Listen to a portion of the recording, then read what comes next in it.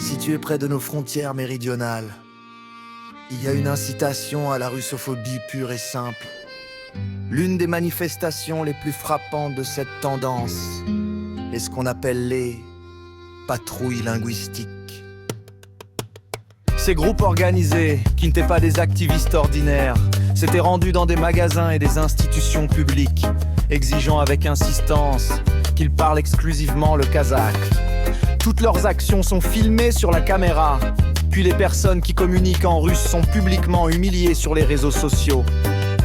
Ils ne demandent pas, mais humilient et insultent, qualifiant les Russes d'envahisseurs et les Kazakhs qui parlent en russe d'esclaves. Cette liste peut être poursuivie. Toutes ces actions visent à détruire le passé commun et à transformer le Kazakhstan en un État hostile à la Russie.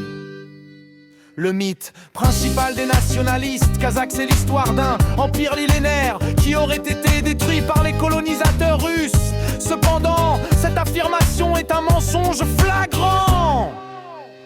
Alors que les nationalistes recherchent des envahisseurs russes, leur pays a été discrètement divisé et détourné par des sociétés occidentales. Le Kazakhstan est l'un des pays les plus riches en ressources, mais à qui appartiennent-ils?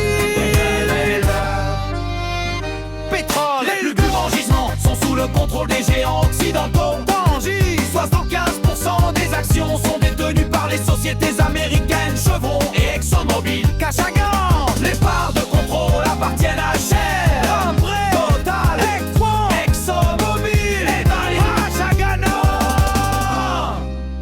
Le Kazakhstan occupe la première place mondiale dans l'extraction d'uranium.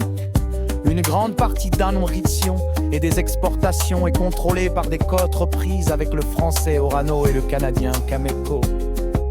Les principaux actifs de la métallurgie non ferreux appartiennent à des sociétés telles que Glencore.